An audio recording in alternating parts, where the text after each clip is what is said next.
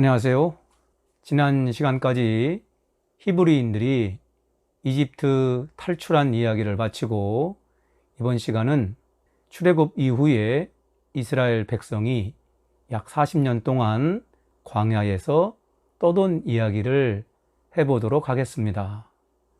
보통 출애굽 이후 광야에서 떠돈 이야기는 십계명을 받고 사막에서 만나를 먹고 그게 다 아닌가? 라고 생각할 수 있습니다. 사실 출애굽기보다 더 중요한 것이 광야에서 떠돈 이야기입니다.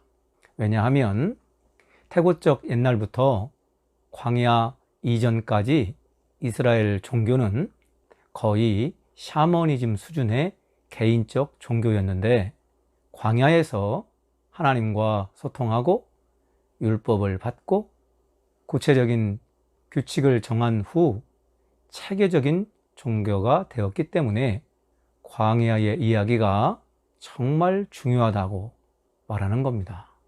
그런데 앞에서 말했듯이 교회에 다니시는 분들도 이 중요성을 잘 모르는 것 같습니다. 그 이유는 아마도 영화라든지 아니면 그 출애굽 이야기가 굉장히 드라마틱하고 또 사람들의 관심을 끌기에 충분한 내용이 있는데, 그 후에는 조금 딱딱하기도 하고 내용이 구체적이기도 하고 법적인 문제도 많이 있기 때문에 교회에서 또는 많은 분들이 이해를 덜 했던 것으로 생각이 됩니다.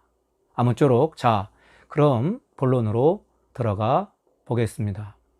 이집트를 나와 홍해를 건너 시내산에 도착하여 하나님은 이스라엘과 언약을 맺습니다. 이 언약을 시내산 언약이라 합니다. 이 내용이 출애굽기 19장 4절에 나옵니다. 함께 읽어 보겠습니다. 4절은 이렇게 말합니다. 내가 애굽 사람에게 어떻게 행하였음과 내가 어떻게 독수리 날개로 너희를 업어 내게로 인도하였음을 너희가 보았느니라. 너희가 내게 대하여 제사장 나라가 되며 거룩한 백성이 되리라. 이렇게 말씀을 하죠. 하나님께 말씀을 들은 모세는 그 백성들에게 하나님의 말씀을 전합니다. 계속해서 얘기되고 있는데요. 모세가 그렇게 그 백성들에게 증거를 하니까 백성이 8절에 보면 백성이 일제히 응답하여 이르되 여호와께서 명령하신 대로 우리가 다 행하리이다 라고 응답을 합니다. 이렇게 해서 하나님과 이스라엘은 언약을 맺습니다. 시내산 언약을 현대적 의미로 설명하면 어떻게 될까요? 비유도 어떻게 보면 현대에는 맞지 않을 수도 있는데요. 어쨌든 조금 더 이해하기 쉽게 시내산 계약을 설명을 하면 결혼으로 비유할 수 있습니다. 우주의 창조자 하나님께서 지구상의 작은 민족 이스라엘과 결혼을 하셨습니다. 그렇다면 다음 질문으로 자연스럽게 이어집니다. 왜 하나님이 이스라엘과 결혼하기로 작정했는가? 결혼의 조건은 무엇인가? 또 결혼 후에 어떻게 살 것인가? 입니다. 이 질문은 굉장히 중요한 질문이며 이스라엘 자신이 우리가 누구인가 정체성을 찾는 데 필요한 질문입니다. 질문의 내용과 답을 깊이 있게 한 번 더 생각해 보십시다. 첫째로는 하나님이 왜 이스라엘을 선택하셨을까요? 이스라엘이 다른 민족보다 지능이나 외모가 우수해서인가요? 아니면 힘이 있는 민족으로 성장할 수 있는 가능성을 보고 선택을 하셨을까요?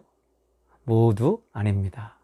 하나님이 이스라엘 백성을 선택한 가장 큰 이유는 가장 약한 민족이기 때문입니다. 또 이름이 없는 떠돌이들, 어느 곳에 정착하지 못한 사람들이었기 때문입니다. 가장 보잘것없는 백성, 다른 나라 이주민으로 노동하고 있는 이스라엘을 사랑하셨기 때문입니다. 하나님은 세계를 지배하는 제국 시민을 자기 백성으로 선택하지 않으셨습니다. 그 제국의 하층에서 기초를 떠받치고 있는 히브리인들을 자기 백성으로 삼고자 합니다. 하나님은 이스라엘 백성을 세계 모든 민족의 본보기로 세우고 억압과 착취, 고난이 없는 평화의 나라로 만드는 제사장으로 세우려 합니다. 둘째로 결혼의 조건은 무엇인가입니다. 하나님과 이스라엘이 결혼하는데 무슨 조건이 필요한가요? 이렇게 질문하시겠죠? 필요합니다. 하나님은 이스라엘 백성에게 결혼의 조건을 말씀하셨습니다. 그것은 이스라엘이 출애굽 사건을 기억하고 자발적 동의로 하나님의 백성임을 영원히 계속하는 것, 하나님과 이스라엘이 관계를 지속하는 것입니다. 출애굽 사건을 기억한다는 의미는 출애굽을 일으키신 하나님의 사랑을 아는 것입니다. 하나님의 사랑이 무엇인지, 어떻게 자신들을 이끄셨는지 그 모든 것을 알고 기억해야 합니다. 출애굽은 하나님이 인간 역사에 적극적으로 참여한 사건이죠.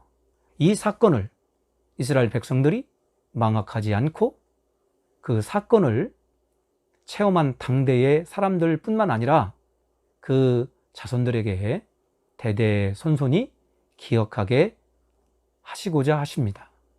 나아가 하나님은 시내산 언약을 강제나 억압에 의해 수동적으로 받아들이라 말씀하지 않았습니다. 하나님은 이스라엘 백성 스스로 자발적 동의를 원하셨던 거죠. 이것은 언약을 강제로 자신들이 원하지도 않는데 신의 명령이니까 거부하지 못하고 이행하는 것이 아니라 하나님이 베푸신 사랑을 이스라엘이 이해하고 은혜에 감격하여 스스로 자녀됨에 동의해야 합니다. 하나님이 자발적 동의를 요구하는 이유가 무엇일까요? 언약을 수행하는 데 책임이 따른다는 의미입니다. 또한 시내산 언약을 기억하는 것이 일회성 행사가 아니라 하나님과 이스라엘이 관계를 이어가는 삶을 요구하고 있습니다. 고대 근동의 신과 인간은 관계 중심이 아닙니다. 인간은 단지 신께 무조건 복종하는 존재이죠. 그러나 하나님은 이스라엘과 인격적인 관계를 맺습니다. 그리고 계속해서 그 관계를 유지하기 원하십니다. 하나님이 명하신 언약의 조건은 너희가 어디에 있든지 어디로 가든지 어느 시간이나 언약은 삶의 방향이 됩니다. 셋째로는 하나님과 결혼을 한 후 이스라엘의 삶은 어떻게 살아야 하는가입니다. 그것은 이스라엘이 하나님의 제도를 인정하고 받아들이며 이행해야 합니다. 하나님이 만드신 시스템은 개인이 지켜야 하는 개인 법과 공동체가 따라야 하는 공동체 법, 그리고 신앙 공동체를 위한 종교적 법이 있습니다. 이 법의 최종적 목적은 이스라엘의 법을 통한 다스림과 평화의 나라, 억압이 없는 사회적 구조를 실현하는 것입니다. 하나님의 백성은 지상에 있는 모든 민족에게 모범이 되고 대표자가 되는 제사장 나라입니다. 이제 요약하겠습니다. 하나님은 이스라엘 백성을 자기 백성으로 구별하셨습니다. 이스라엘은 하나님의 제안을 자발적으로 받아들였습니다. 하나님과 결혼한 이스라엘은 하나님이 말씀하신 시스템으로 살아가야 할 책임이 있습니다. 율법을 통한 개인의 책임과 의무, 공동체의 책임과 의무가 있습니다. 다음 시간에 이 내용을 세세하게 생각해 보겠습니다. 경청해 주셔서 감사합니다.